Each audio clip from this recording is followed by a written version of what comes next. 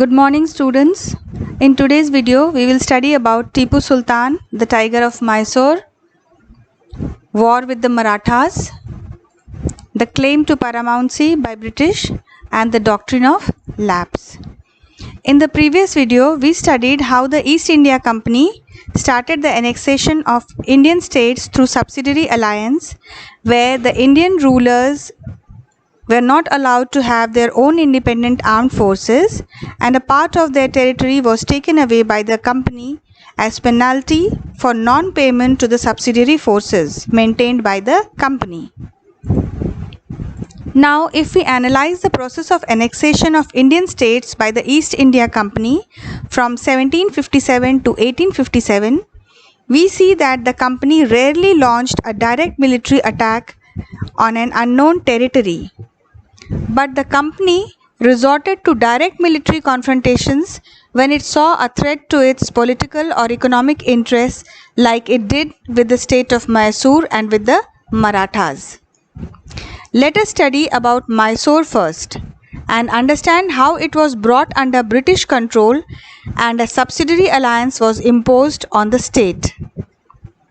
Mysore had grown in strength under the leadership of powerful rulers like Hyder Ali, who ruled from 1761 to 1782, and his famous son Tipu Sultan, who ruled from 1782 to 1799. Mysore had grown under the leadership of these two famous rulers, Hyder Ali and Tipu Sultan. Mysore controlled the profitable trade of the Malabar coast where the company purchased pepper and cardamom. In 1785, Tipu Sultan stopped the export of sandalwood, pepper and cardamom through the ports of his kingdom and disallowed local merchants from trading with the company. He also established a close relationship with the French in India and modernized his army with their help.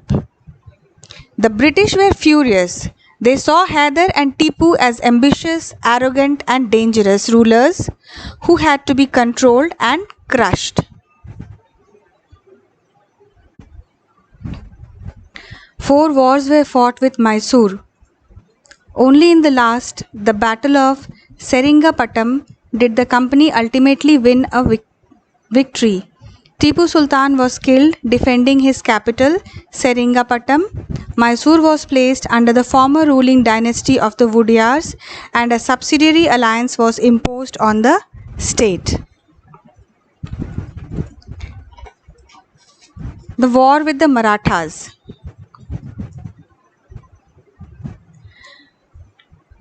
From the late 18th century, the company also sought to curb and eventually destroy Maratha power. With their defeat in the Third Battle of Panipat in 1761. I would like to discuss with you the first 2 battles of Panipat also. The first Battle of Panipat was fought between the invading forces of Babur and the Lodi dynasty. It took place in North India in 1526 and marked the beginning of the Mughal Empire and the end of the Delhi Sultanate. We had studied this in class 7. I hope you remember this. And then the second Battle of Panipat was fought on 5th November 1556 between Hindu Emperor of North India Hemchandra Vikramaditya and the forces of Akbar, where the Mughal army under Akbar won. And then the third Battle of Panipat, which took place on 14th January 1761 between the Maratha Empire and the invading Afghan army of the King of Afghans, Ahmad Shah Abdali. Maratha lost control over Panipat and areas south of Panipat including Delhi. The Marathas' dream of ruling from Delhi was shattered and they were divided into many states under different chiefs or sardars belonging to dynasties such as the Scindias, Holkars, Gaikwad and Bhosle. These chiefs were held together in a confederacy under a Peshwa who became its effective military and administrative head based in Pune. So, the meaning of confederacy means alliance. So, they were in alliance together under the Peshwa. The Marathas were subdued in a series of wars. The first war that ended in 1782 with the Treaty of Salbai, where there was no clear victor. The second Anglo-Maratha War from 1803 to 1805 was fought on different fronts, resulting in the British gaining Orissa and the territories north of the Yamuna River, including Agra and Delhi. Finally, the third Anglo-Maratha War of 1817 to 19 crushed the Maratha power. The Peshwa was removed and sent away to Bithur near Kanpur with a pension. Now the company had complete control over the territories south of the Vindhyas. Thus we see that the East India Company pursued an aggressive policy of territorial expansion from the early 19th century. The claim to paramountcy was a British policy introduced in India by the British East India Company under Lord Hastings, the first Governor General of British India. Under this policy, the company claimed that its authority is paramount or supreme. Hence, its power was greater than that of Indian states.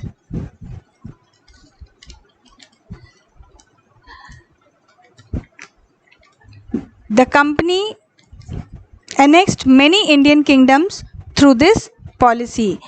Like you can see, it claimed that the company was paramount or supreme. Hence, in order to protect its interests, it was justified in annexing or threatening to annex any kingdom. Under it, Kittur, Sindh and Punjab were taken over.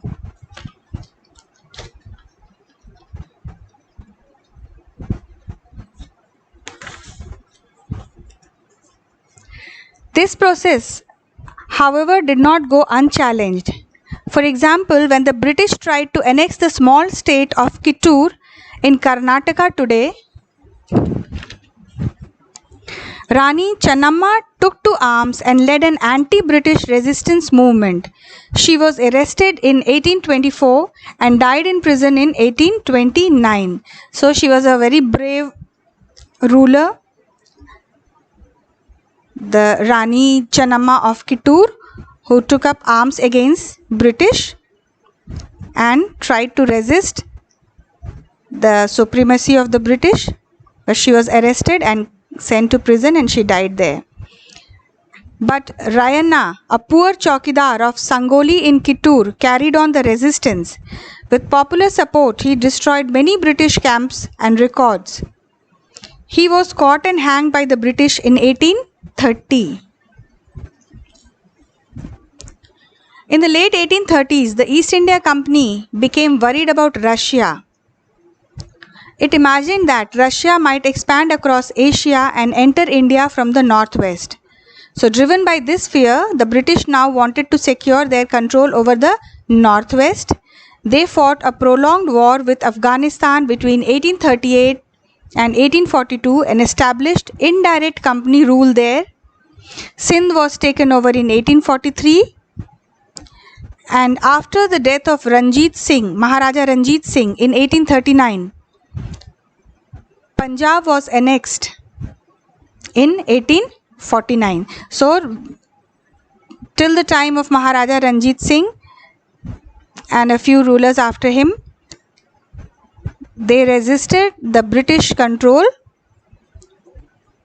over Punjab, but in 1849, Punjab was also annexed by the Britishers.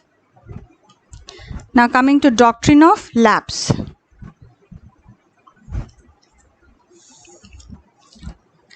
Doctrine of lapse was an annexation policy applied by the British East India Company in India by Lord Dalhousie, who was the Governor General from 1848 to 1856. The doctrine declared that if an Indian ruler died without a male heir, his kingdom would lapse, that is, become part of the company territory. So any king who died without a male successor, their kingdom was annexed by the Britishers under the doctrine of lapse.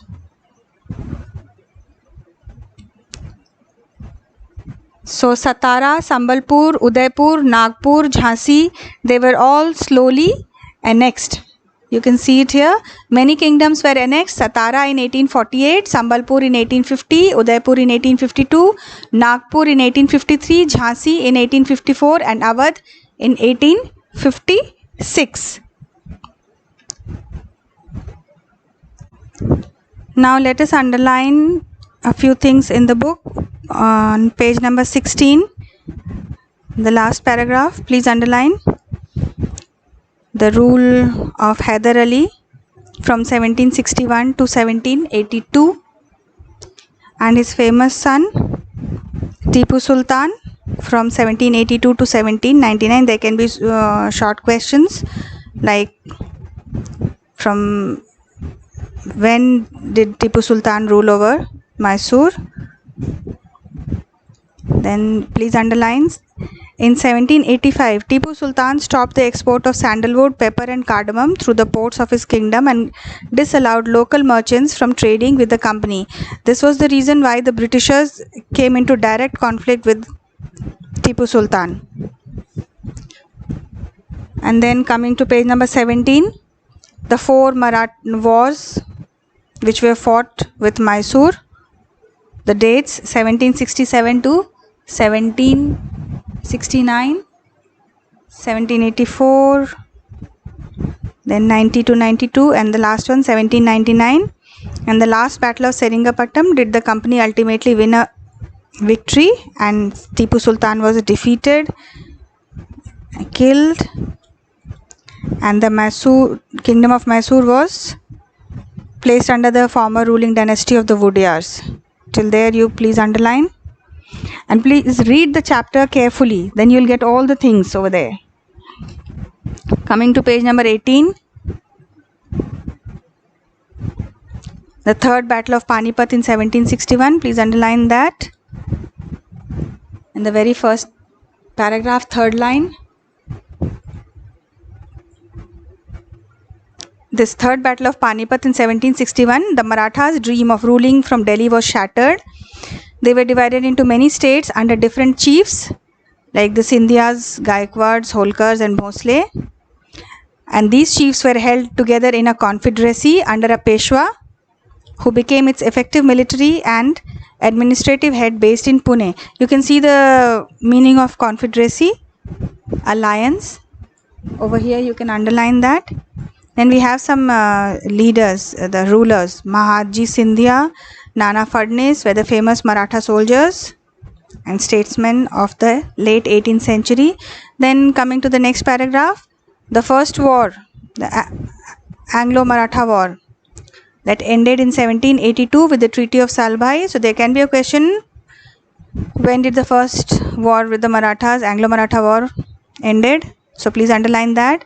Then the second Anglo-Maratha war, 1803 to 5, which resulted in the British gaining Orissa and the territories north of the Yamuna, including Agra and Delhi. And then the last one, the final third Anglo-Maratha war from 1817 to 19, which crushed the Maratha power. Now coming to next paragraph, the claim to paramountcy. The meaning of paramountcy you can underline there.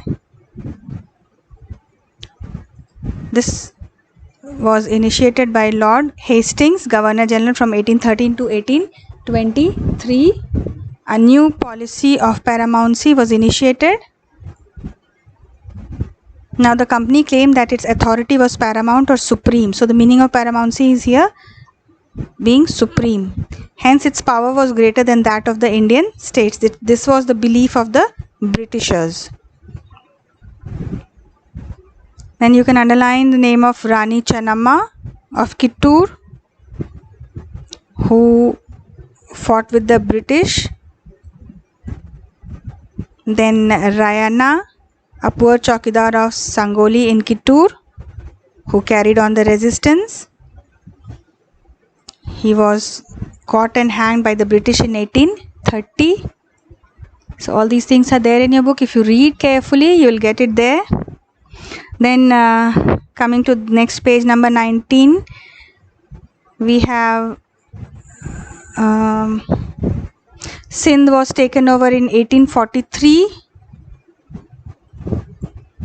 by the Britishers, and in 1849 Punjab was annexed.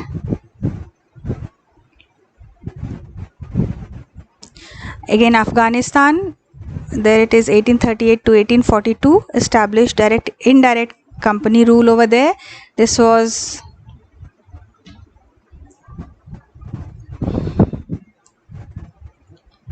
to curb the entry of Russians in India. Then coming to doctrine of lapse, the final wave of annexations occurred under Lord Dalhousie, who was the Governor General from 1848 to 1856. So please remember these dates. These are very important dates. He devised a policy that came to be known as the doctrine of lapse. The doctrine of lapse declared that if an Indian ruler died without a male heir, his kingdom would lapse, that is, become part of company territory. And one kingdom after another was annexed simply by applying this doctrine: Satara, Sambalpur, Udaipur, Nagpur and Jhansi. And then in the last paragraph we have, in 1856 the company also took over Awadh. But this was not liked by the people of Awadh, because the Britishers said they were obliged by duty to take over Awadh in order to free the people from the misgovernment of the Nawab. This was very humiliating for the people of Awadh, and later on, during the revolt of 1857, they joined the revolt to protest against the British, how they had humiliated their Nawab. So till here we have completed for today. I would like you to read the chapter very carefully, because these are some very important things to be remembered. So read the chapter thoroughly. There can be very small questions, short ones, regarding dates and names. So please read the chapter. Thank you.